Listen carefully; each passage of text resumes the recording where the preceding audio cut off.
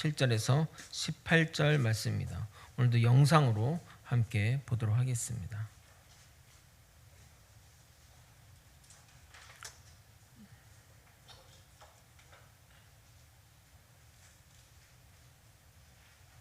와 피리와 수금과 사면금과 양금과 및 모든 악기 소리를 듣자 곧 느부갓네살 왕이 세운 금신상에게 엎드려 절하니라. 그때 어떤 갈대아 사람들이 나와 유다 사람들을 참수하니라. 그들이 느부갓네살 왕에게 이르되 왕이여 만수무강하옵소서. 왕이여 왕이 명령을 내리사 모든 사람이 나팔과 피리와 수금과 사면금과 양금과 생황과 및 모든 악기 소리를 듣거든 엎드려 금신상에게 절할 것이라. 누구든지 엎드려 절하지 아니하는 자는 맹렬히 타는 풀무불 가운데 던져 넣음을 당하리라 하지 아니하셨나이까. 이제 면 유다 사람 사드락과 메삭과 아벳느고는 왕이 세워 바벨론 지방을 다스리게 하신 자이거늘 왕이여 이 사람들이 왕을 높이지 아니하며 왕의 신들을 섬기지 아니하며 왕이 세우신 금신상에게 절하지 아니하나이다.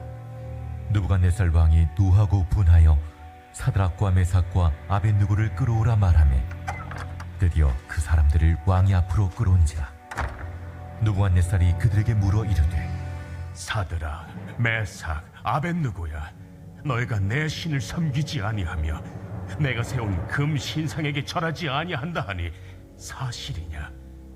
이제라도 너희가 준비하였다가 나팔과 피리와 수금과 사면금과 양금과 생황금 및 모든 악기 소리를 들을 때 내가 만든 신상 앞에 엎드려 절하면 좋거니와 너희가 만일 절하지 아니하면 즉시 너희를 맹렬히 타는 풀무불 가운데에 던져 넣을 것이니 능히 너희를 내 손에서 건져낼 신이 누구이겠느냐? 사드락과 메삭과 아벳느고가 왕에게 대답하여 이르되 느부갓네살이여, 우리가 이 일에 대하여 왕에게 대답할 필요가 없나이다. 왕이여, 우리가 섬기는 하나님이 계시다면 우리를 맹렬히 타는 풀무불 가운데서 능히 건져내시겠고 왕의 손에서도 건져내시리이다. 그렇게 하지 아니하실지라도 왕이여, 우리가 왕의 신들을 섬기지도 아니하고 왕이 세우신 금신상에게 절하지도 아니할 줄을 아옵소서. 네, 다니엘은 느부갓네살 왕의 꿈을 정확하게 해석하나 해석과 달리 왕은 엉뚱한 결정을 하게 됩니다.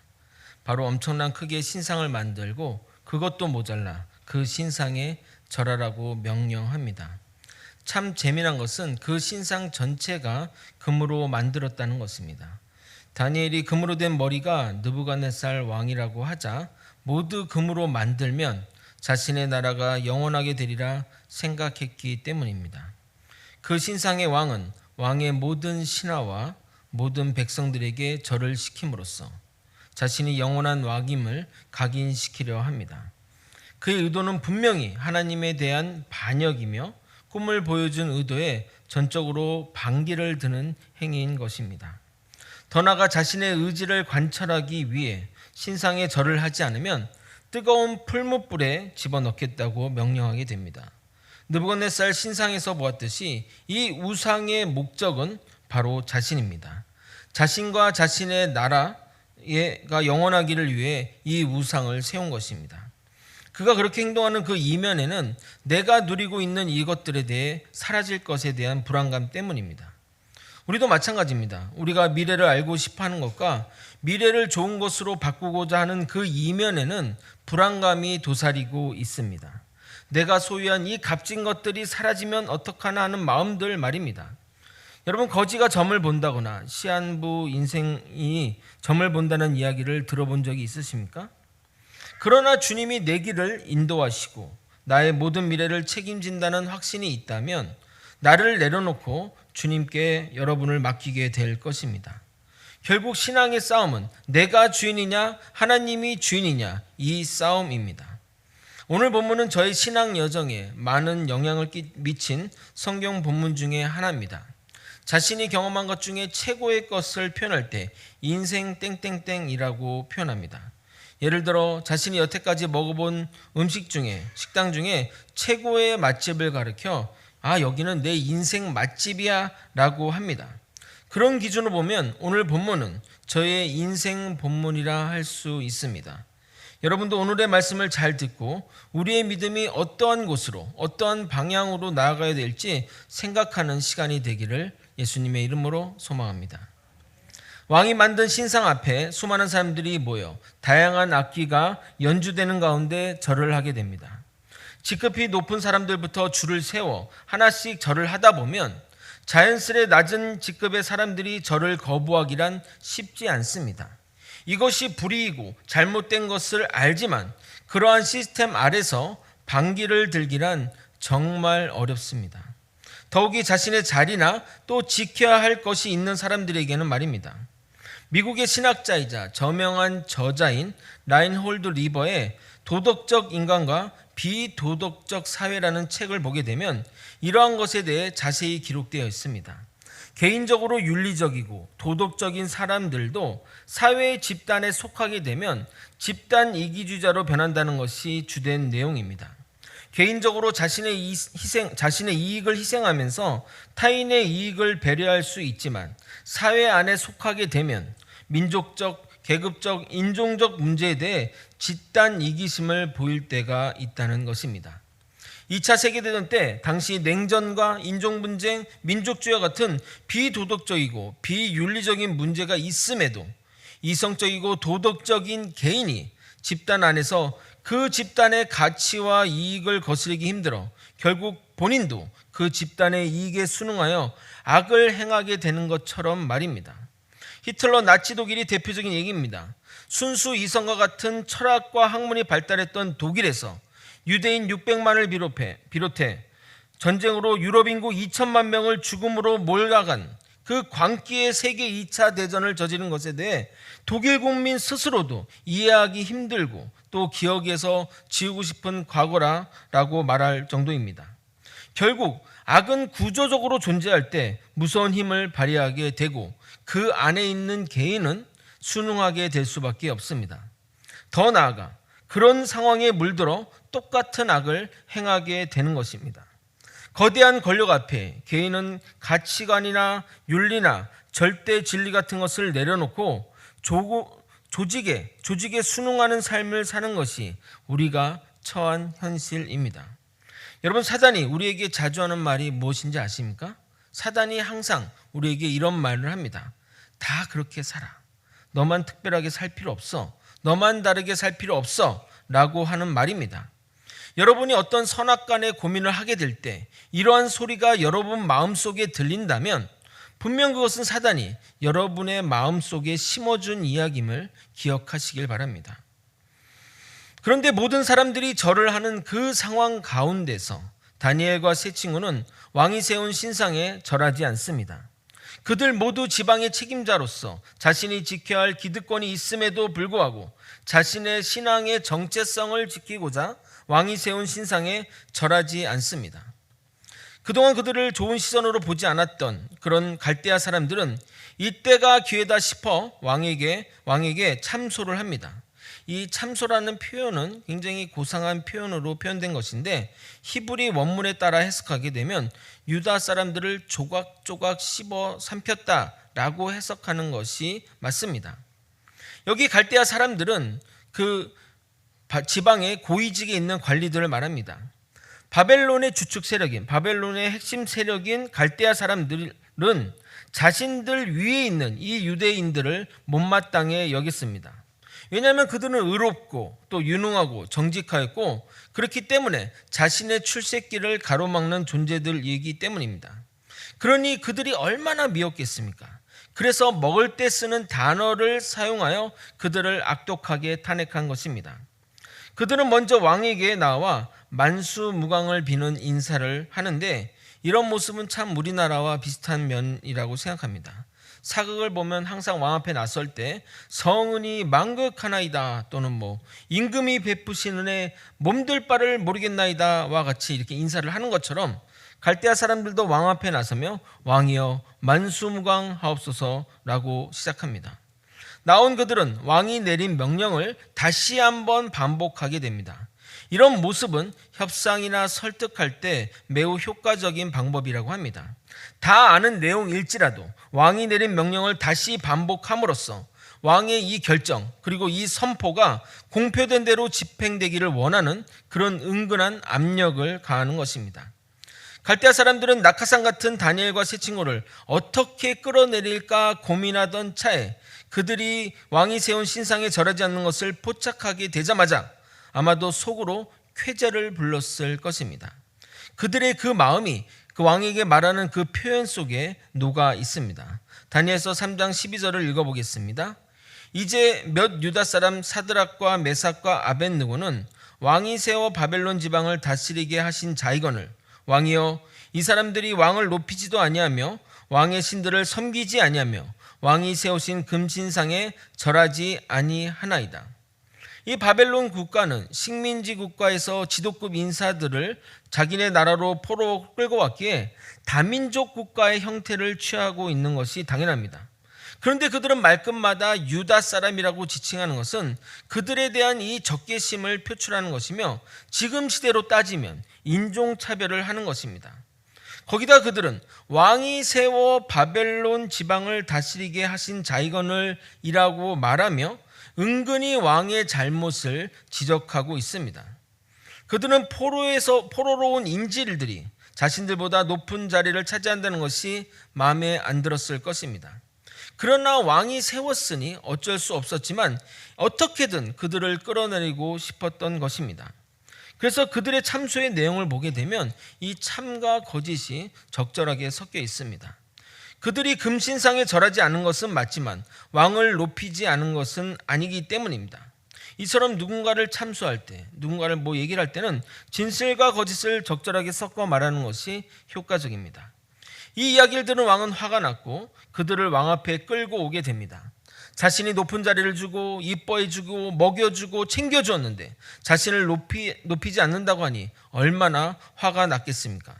그들을 불러놓고 너희가 내가 세운 금신상에 절하지 않았냐고 물어보게 됩니다.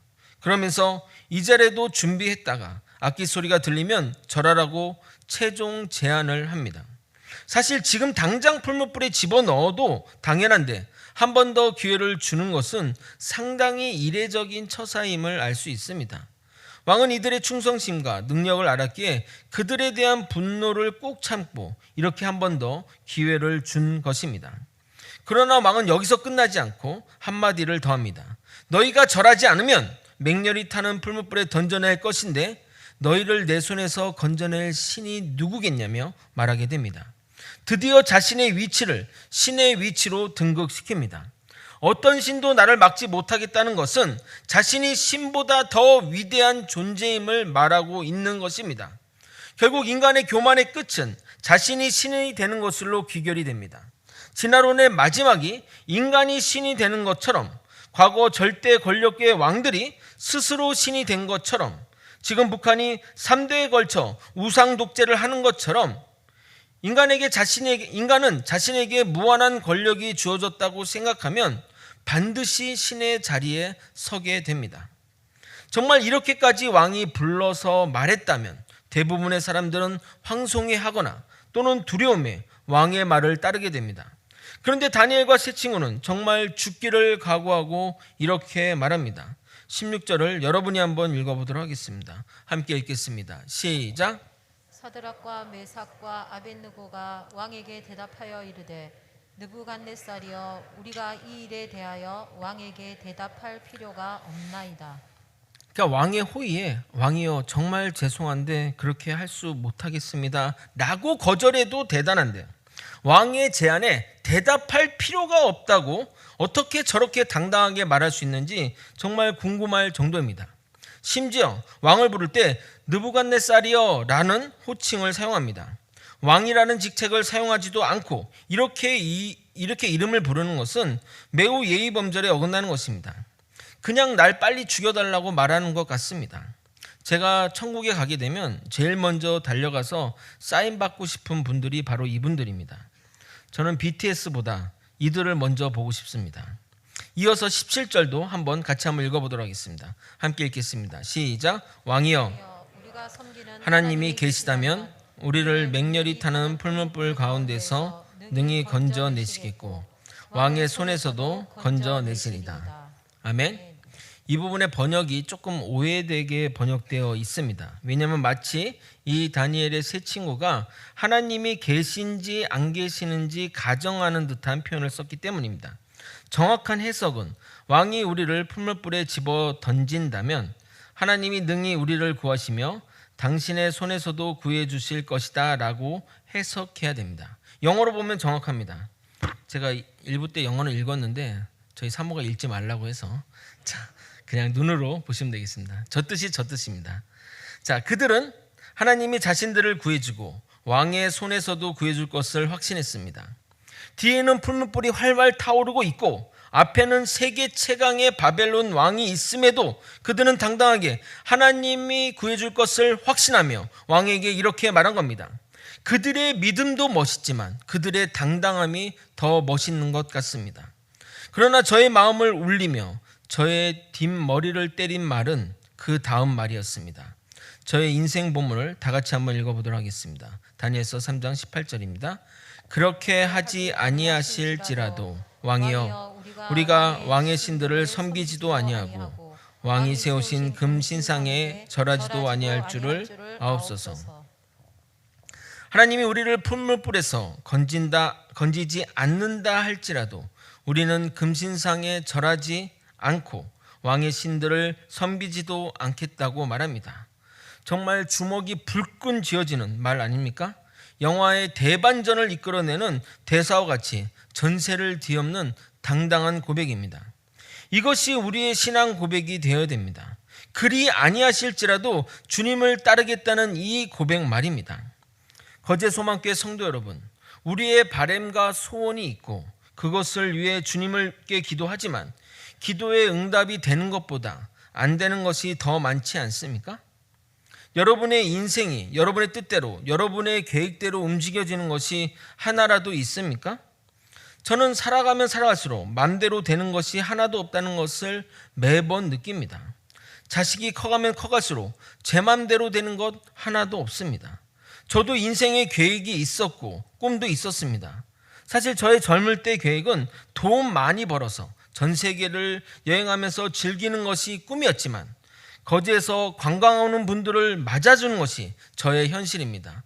오늘도 두 팀이 내려오고 있다고 합니다.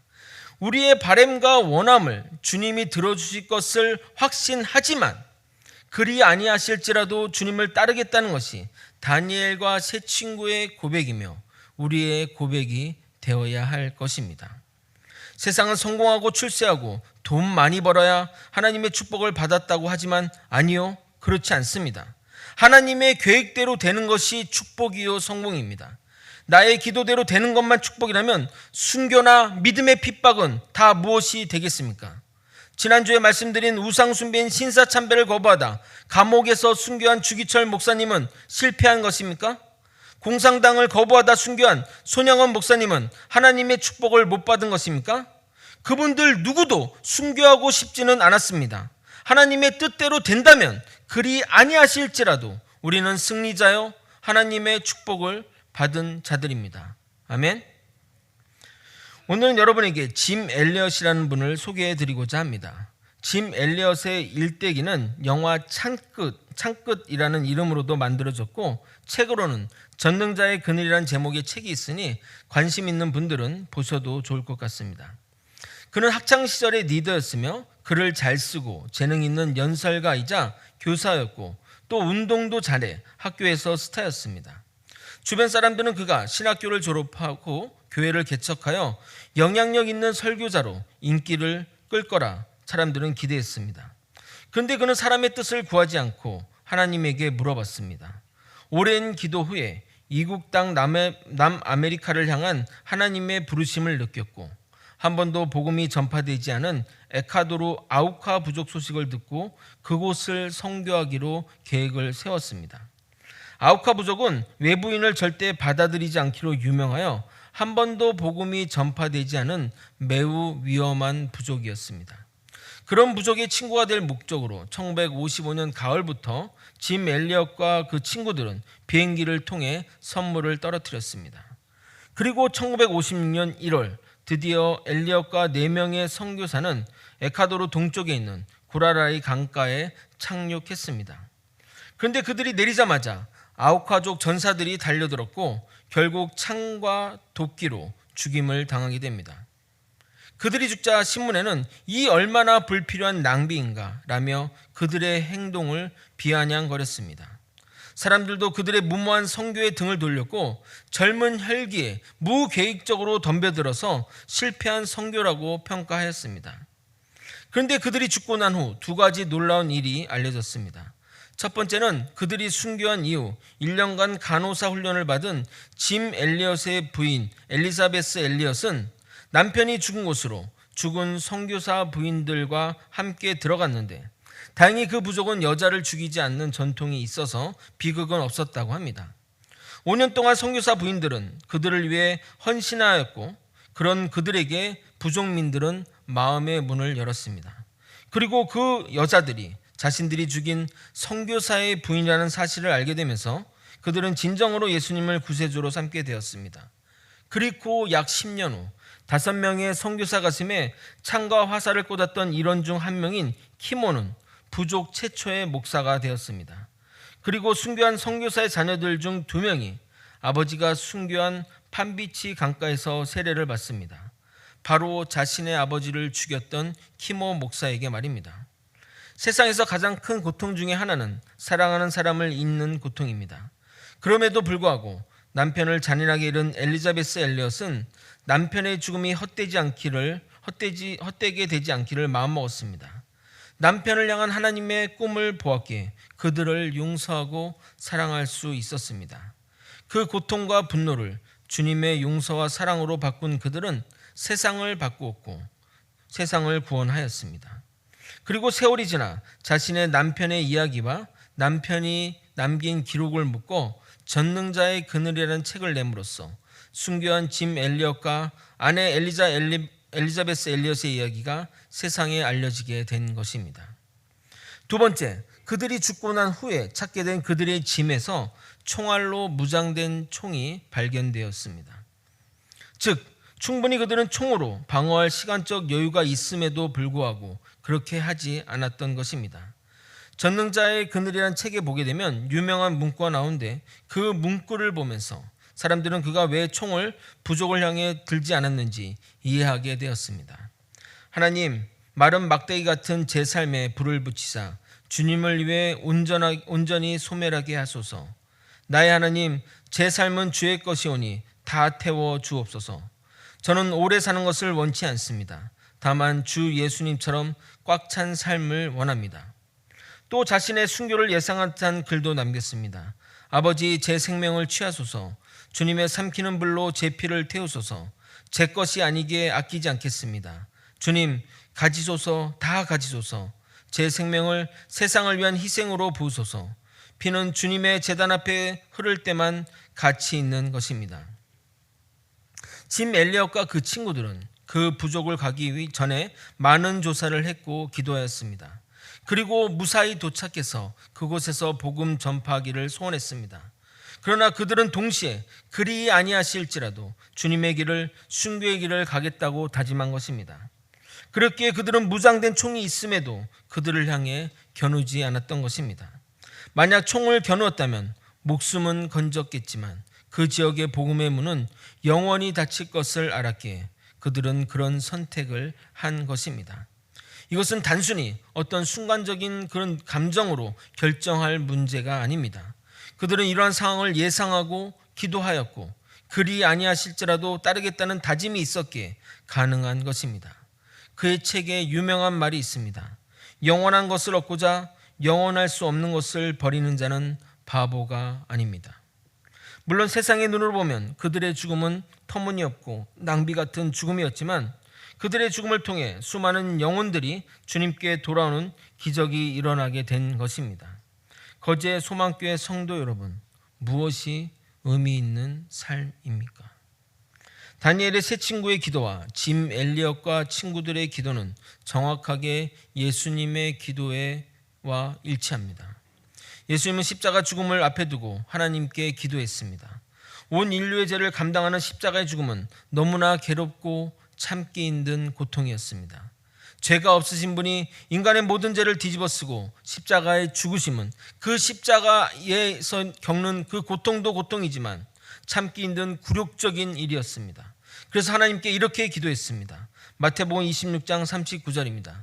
조금 나아가사 얼굴을 땅에 대시고 엎드려 기도하여 이르시되 내 아버지여 만일 할만하시거든 이 잔을 내게서 지나가게 하옵소서.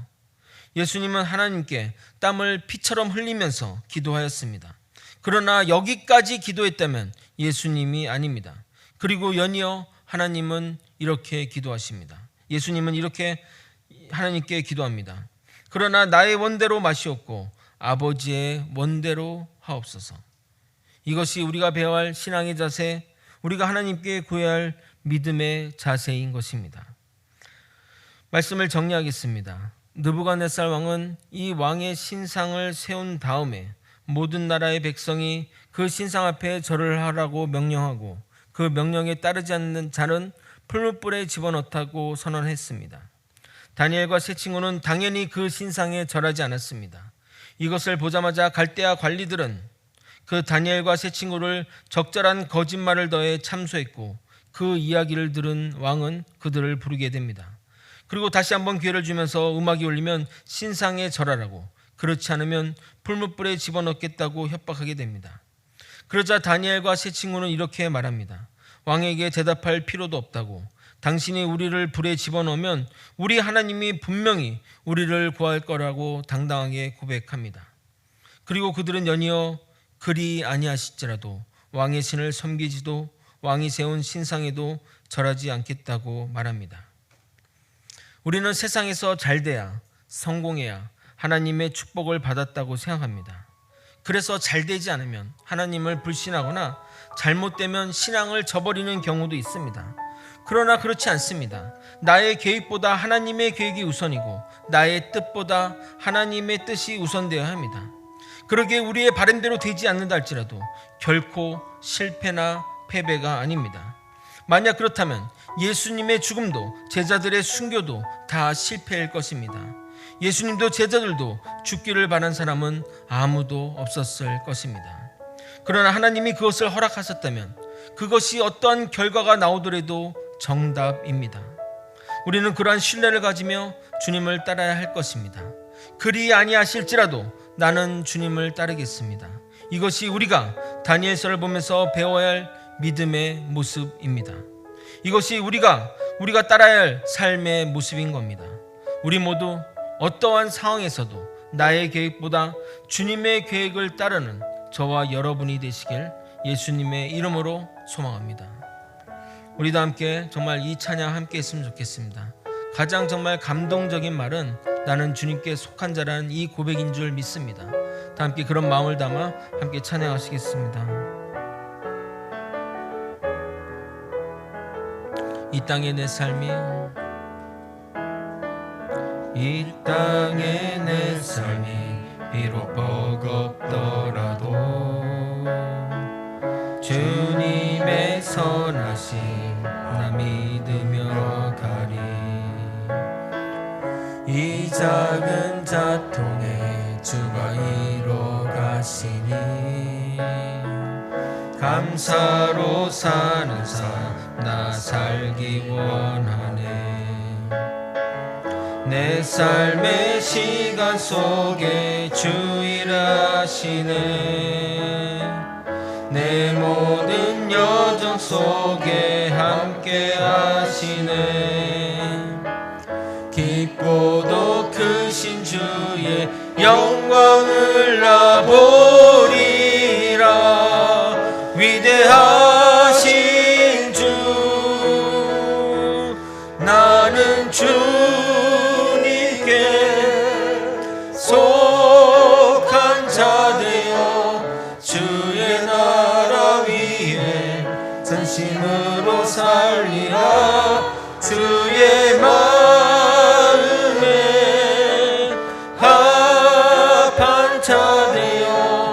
맡기신 소명 나는 주님께 속한 자 되어 나는 주님께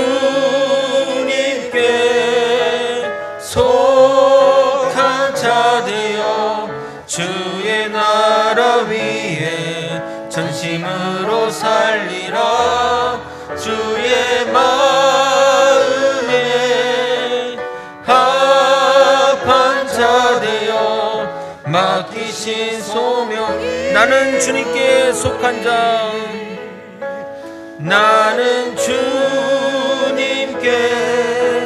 속한 자 되어 주의 나라 위에 전심으로 살리라 주의 마음에 합한 자 되어 맡기신 소명이 이루리. 이 시간도 함께 눈을 감고 기도하기를 원합니다. 나의 바람과 소원과 원하는 것들이 있지만 주님의 뜻을 더 우선하며 주님의 뜻대로 되는 것이 하나님의 축복이요 하나님의 성공임을 고백하는 우리 믿음의 자세를 가질 수 있도록 이끌어 주시옵소서.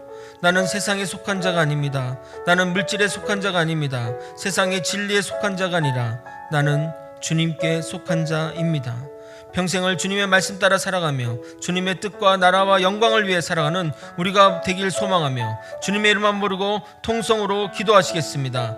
주여! 하나님 아버지 우리의 소원과 바람과 원함이 있지만 그럼에도 불구하고 하나님의 영광과 뜻을 위해 살아가게 도와주옵소서. 기도했던 모든 것들이 응답되기를 원하지만 그리 아니하실지라도 하나님은 언제나 오르시고 정답이 있습니다. 이 고백을 우리가 평생 드릴 수 있도록 이끌어 주시고 인도하여 주옵소서. 아버지 나는 세상에 속한 자가 아닙니다. 주님께 속한 자입니다. 이 가슴 떨리는 믿음의 고백을 주님께 고백할 수 있을 때 아버지 정말 하나님이 나를 받아주시고 안아주시고 세상이 줄 수 있는 평안에 거하는 것을 아버지 우리가 영적으로 깨닫고 아버지 그렇게 믿음으로 나아갈 수 있도록 이끌어 주시고 인도하여 주옵소서.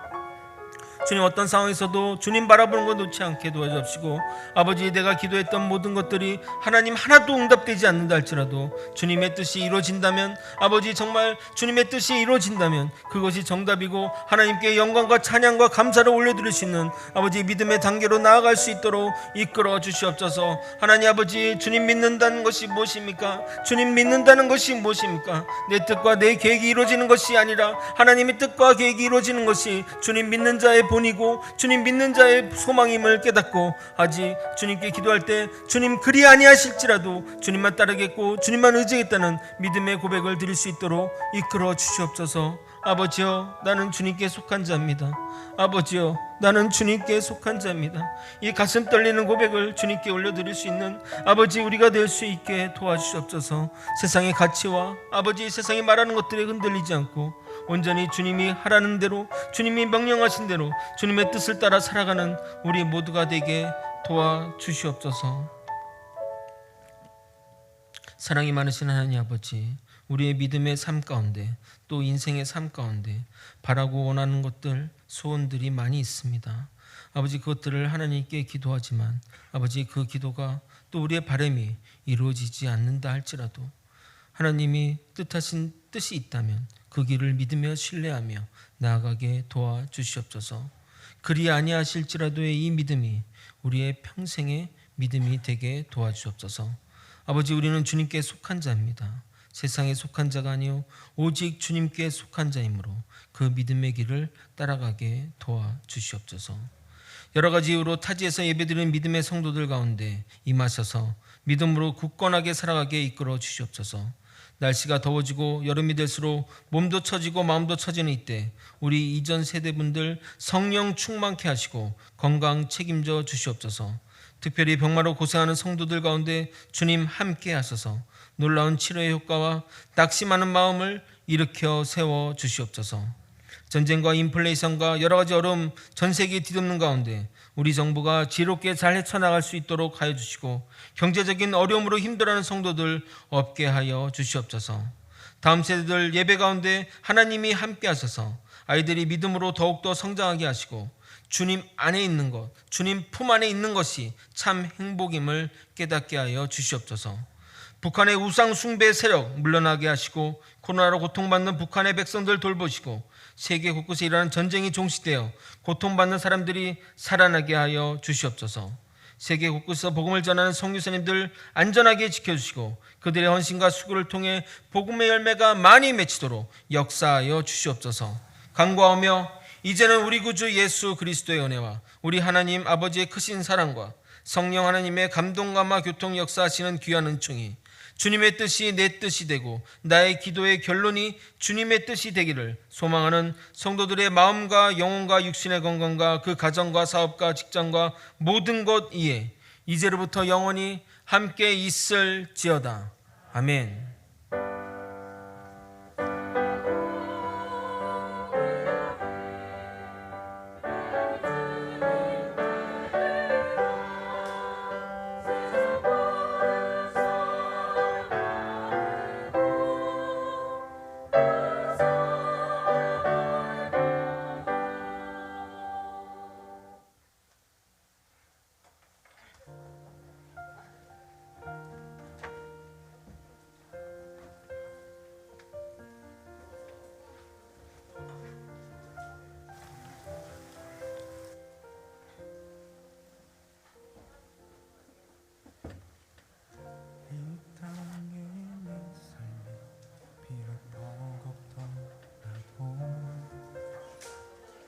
주님의 선하심 난 믿으며 가리.